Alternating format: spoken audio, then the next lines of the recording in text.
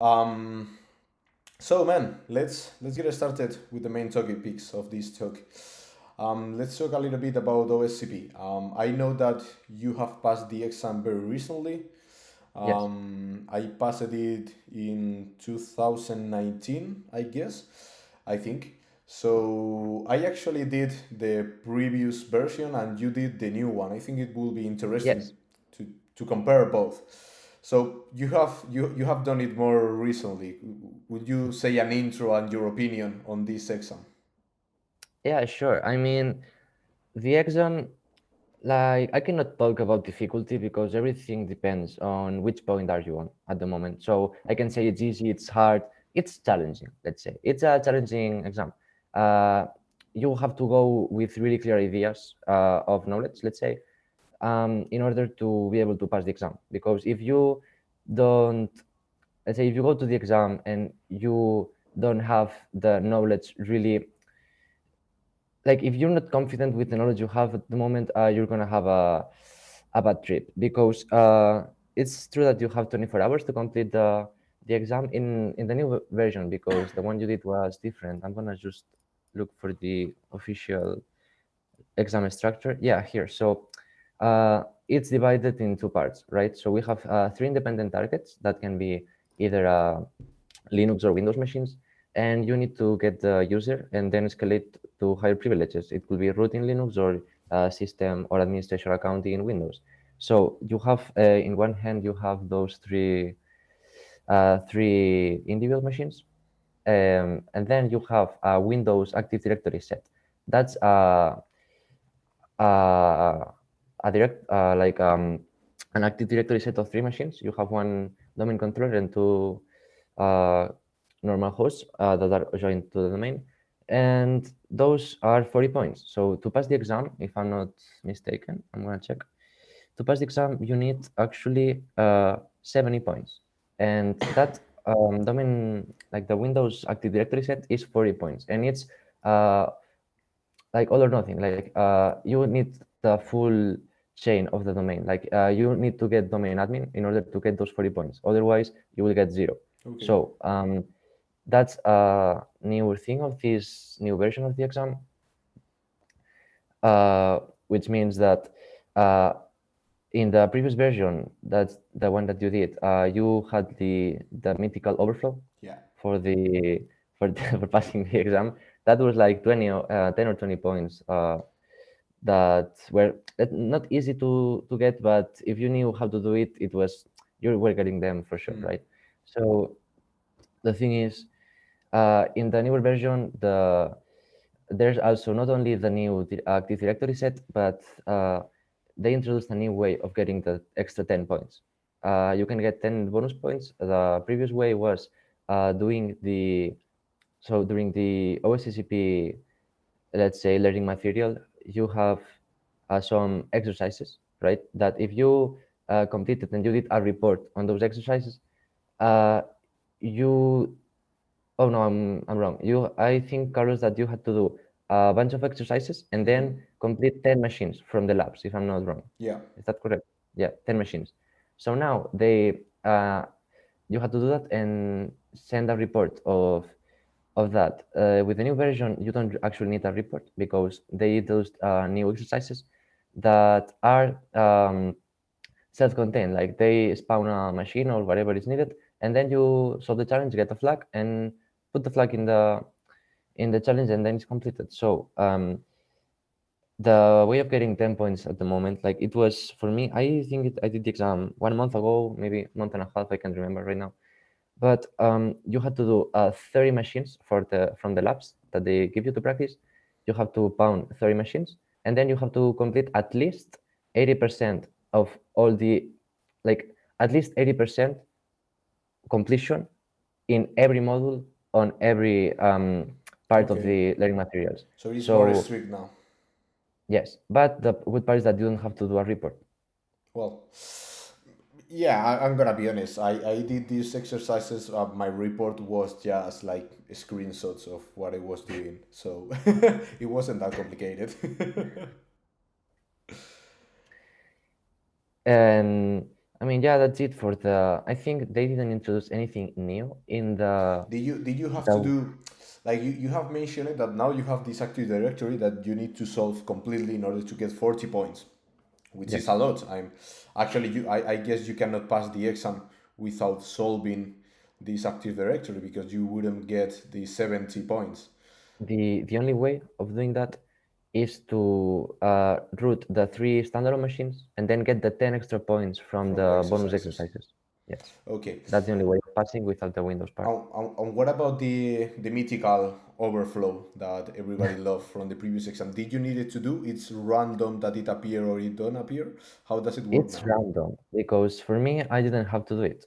The thing is, in the official exam guide that they bring you in offensive security, they state that it may or may not be there, and like it can be or cannot be like a privilege escalation or a low privilege access. So uh, it's random. So you need to study it, but you might don't need to do it.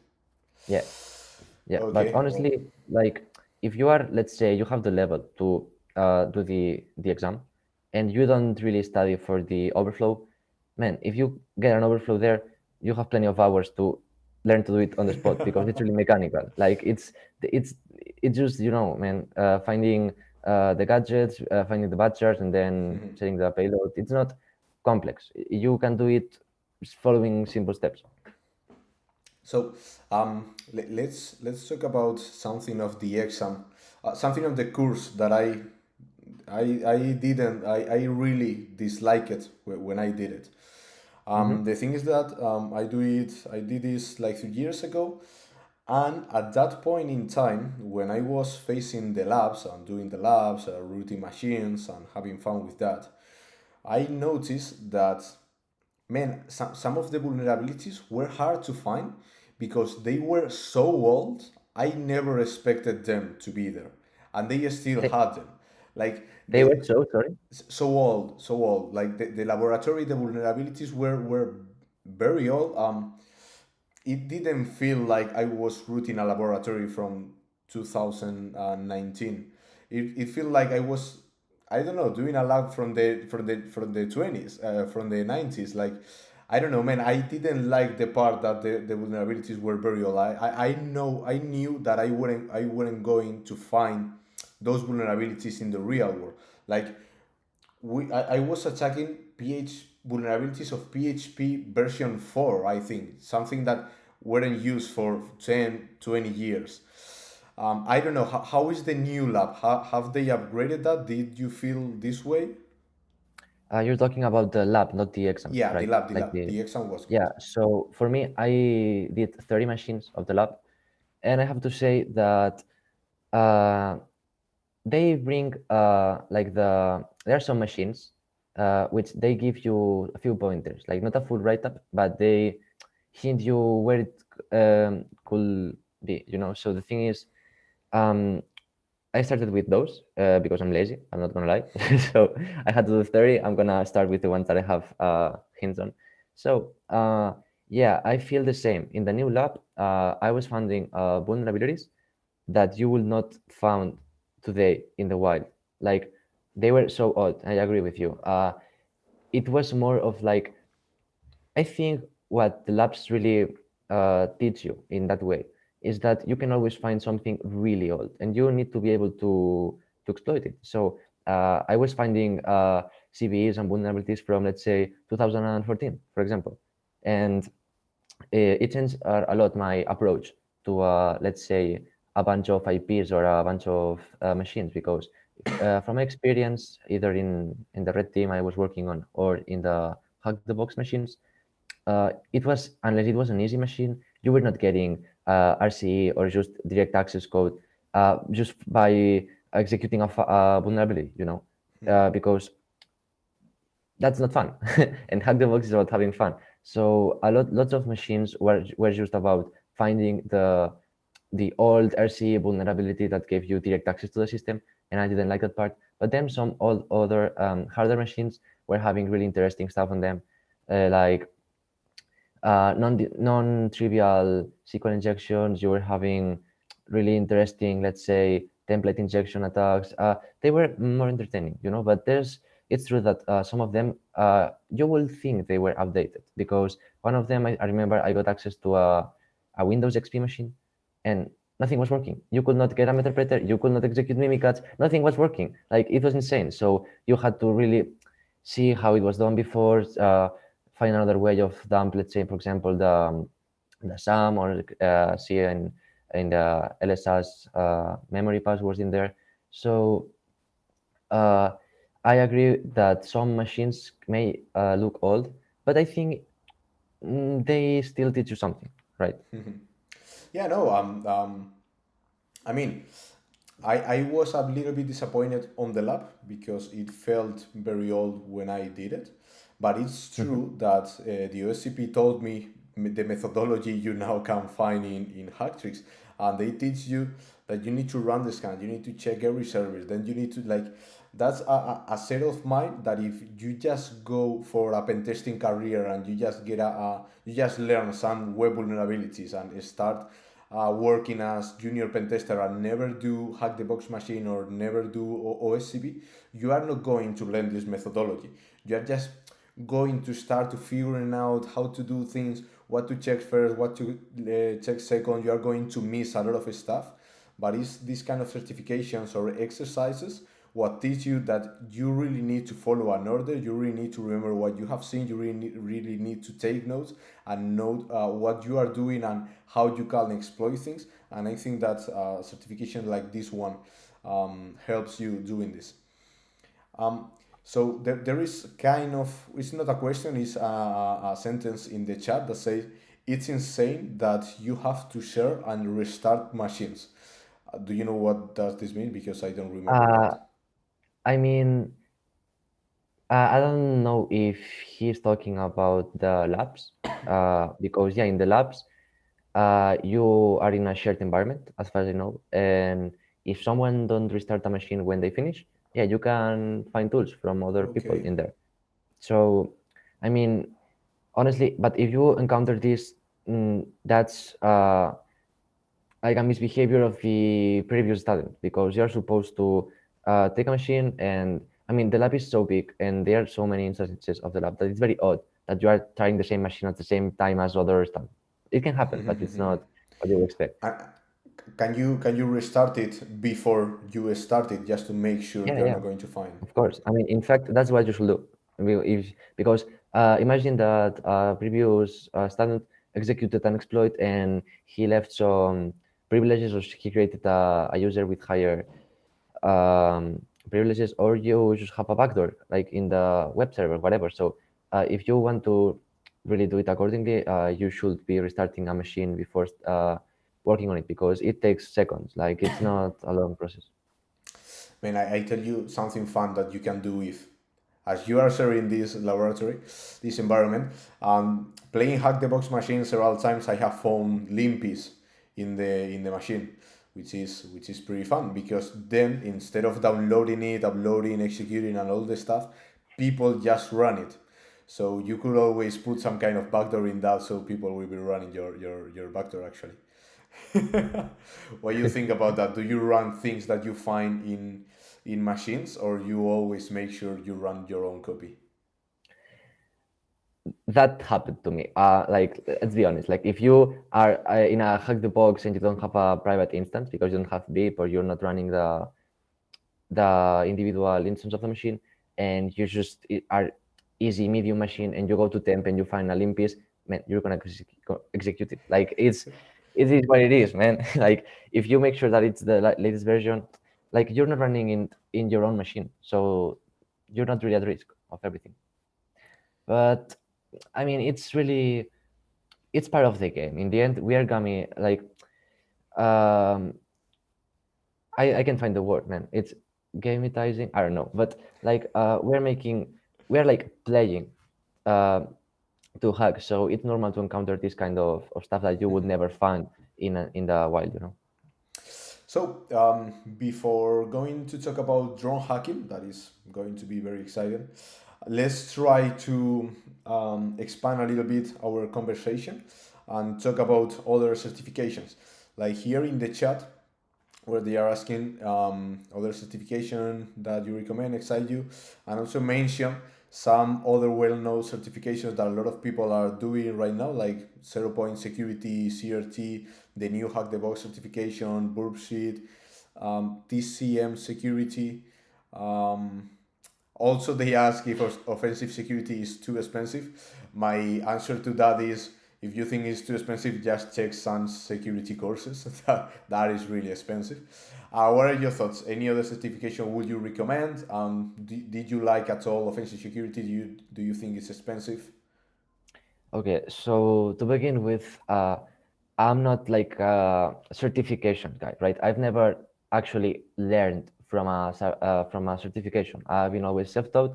The time I got the OSCP, it's because my company paid for it and they made me do it. Okay, so I just went for it. But let's say I already had the level that that certification was offering, so I can't really form an opinion on if that's a good learning material for someone that has zero to no experience.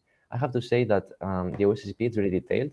It goes really deep into all the topics that matter. And if you are, I mean, it's not a, you know, we always have this like debate if it's a an entry level certification or not. Because if you know nothing, OCCP is not for you. It's not really an entry. It will be ideal to have a little more background than nothing to go for the OSCP. I mean, you can do it, but it will be hard. That's for sure. Like you will have to learn a lot of stuff, and it's not just knowing. You need to think out of the box. In the end, knowing something, if then something changes in the practice, and you don't really know what's happening under the hood, you will get stuck. Stuff will not work. For example, you can learn how to do a SQL injection, but then you get an error, and I need to send something. And I'm not talking about like how many columns are in there or how to order it. I'm talking about what if you had an encoding error? What if you something unexpected happens? You need to know what you're doing in order to overcome it. So OSCP, for me, it's, let's say, a good certification to have in order to like have like an official recognition that you are at least in a really good state in the matter. Because I wouldn't say it's easy, because it's not really easy, but if you have experience, it's not hard to get, let's say. Yeah. So regarding other certifications, I've never done any other certifications here. I've just, I mean, yeah, I mean, just OSCP. I was thinking about doing the other one, the reaching the perimeter. I don't know the. I think it's OSEP. I'm not sure. Let's see. OSCP, yeah, I'm a little bit I'm out not of sure. offensive Yeah, security. OSEP. Yes, that one.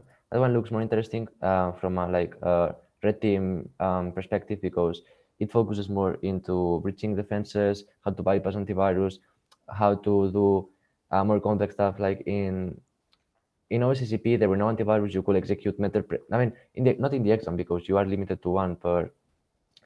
You can only use a Metasploit in one machine of your choice. But the thing is that you could execute whatever you want, and it will get flagged. You wouldn't get the shell killed by antivirus, and that's not what you will encounter in the real world in the end, at least in Red Team. So OSEP is more interesting if you want to learn more like an OPSEC or learn different methodologies. After the OSCP, yeah. Um, Yeah. so my point of view on other certifications, from the one mentioned in the chat, I have done half and almost three quarters of those. So yeah, I definitely do certifications. I know there are some haters, like isHaacK here, that doesn't really believe in certifications. Um, to be honest, it's very true that everything you can learn in a certification, you can learn it for free. There are awesome resources out there. I'm not only talking about hack tricks, but there are other books, other free courses, other free videos, content creators, where you can learn actually maybe not all, but most of the things that are going to be tough in the certifications. And then just researching on yourself, you're probably going to know more than if you just do a certification. But it's also true that a certification will force you into learning more, into passing it, because at the end you will need to know several stuff in order to then pass an exam and get this certification.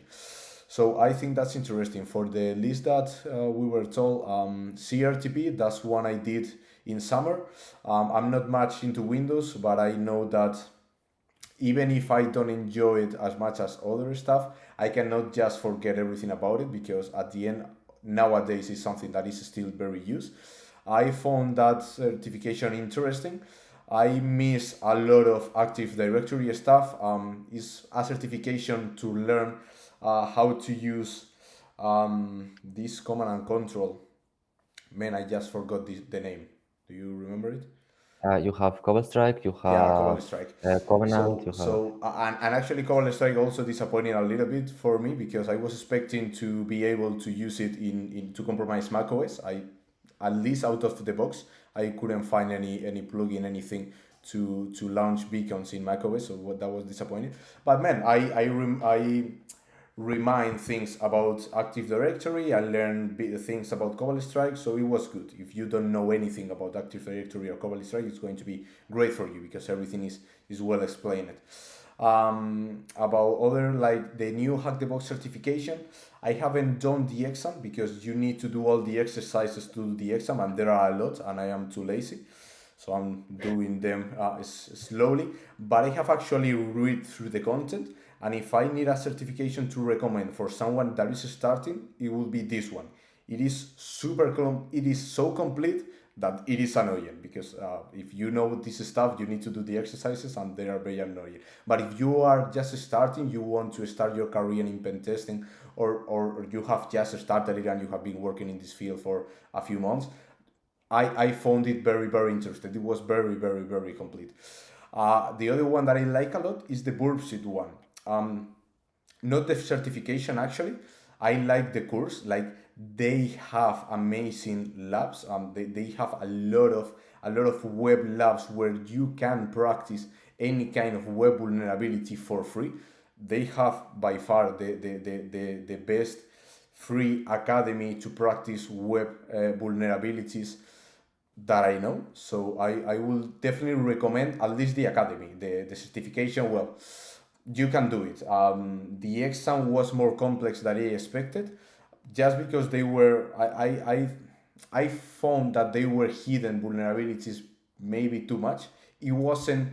It wasn't about to exploit the vulnerability. It was more about, do you know how to find this hidden vulnerability? So I don't know. I didn't enjoy it that much, but the laboratories were very, very good. Well, in general, about certifications, I recommend to do certifications you think you're going to learn. Always take a look of the syllabus, about the index, read them, and if you think you're going to be learning, take a look to other people's opinion. And if the company pays for you and you will be learning something, well, do it. What is your final summary, isHaacK? I mean, if I got to like get the OSCP maybe months ago or years before, uh, maybe I could say it would have been useful for me, because the problem is that in the moment in time I got the certification because of my company, I already was past the level. So again, like it's sad because I can't really form an opinion on the learning experience from a certification, but I know for a fact that certifications are a really nice way of learning, because it's a faster way and more detailed, well structured way of learning stuff. Because for me, I've been since I was 12 years old just messing around with computers. So yeah, of course, during the years I've learned a lot by myself and by um, breaking my computer. Man, if you don't break stuff, you won't learn anything. If everything you try to do works at the first time, you're not gonna learn how everything works. And in the end, I mean, I encourage people to go for certs, as you said, that you think you're gonna learn something from them. Yeah, And also, that's the thing.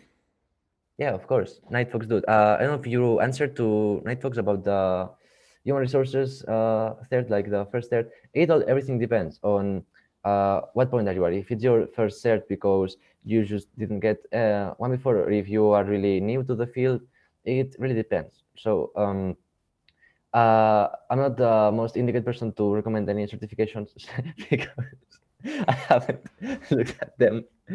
But yeah, and OSCP,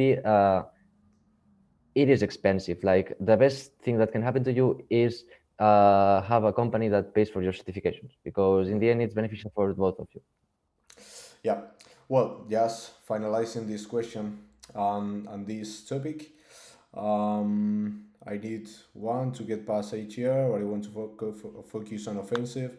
What should I take as my first third? I think that um, the first certification to pass HR filters, I guess, is going to be if you want to work as pen tester, as a technical guy, I think is going to be OSCP. As we have said, the new certification of Hack the Box of the one of Bullshit, you're going to learn stuff, and they are also entry level certifications. Then, if you want to learn more, well, you actually have a lot more certification, like the OSCP that isHaacK said, or OSEE, exploiting expert. That's a huge one to have. But yeah, those are the best one to start, I guess. So, isHaacK, would you like to change to restart this meeting, this Zoom meeting, so we don't get interrupted during the demo and start Yes, talking about drones? of course. I'm gonna do a little bit. I'm gonna get water. It will be like 30 seconds, but yeah, mine. While we do start this, I'm gonna go grab some water. Okay, So man. do I need to exit the? Yeah, exit the Zoom meeting Okay. and get again inside of the same Okay. one. See you now. Okay, man. Cool. So let's restart this meeting.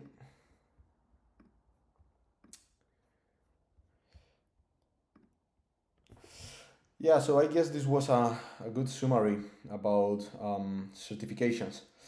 Actually, at the moment, I'm doing some certification. I always have some certification in mind, because what we said, that if you find that you can learn something of a certification that is going to be interesting, that is going to will give you some new knowledge. I'm doing the Cloud Hack the Box certifications. They are so Hack the Box generates for you in cloud environments in AWS, Azure, and GCP. You need to, in order to to pass the certification, you need to get all the flags, and it has been pretty interesting. Now, from a red teaming perspective, is the only certification I know about cloud, and it has been interesting. To be honest, I'm finalizing the AWS at the moment, and all the techniques but one related to cloud privilege escalation were already in Cloud Hack Tricks. So I cannot say that I have been learning a lot. Actually, there was a technique I didn't know, so that was useful. But as far as I know, this is the best cloud certification you can find in the wild, and because I'm doing a lot of cloud at the moment, I'm doing this. Another certification I'm looking at, and might be trying to do it in 2023, is going to be the one of offensive security and about macOS, because it is the only certification about macOS that I know, and they actually exploit internal stuff in macOS, so that is pretty awesome. Yeah, those are the certification I'm looking at for 2023.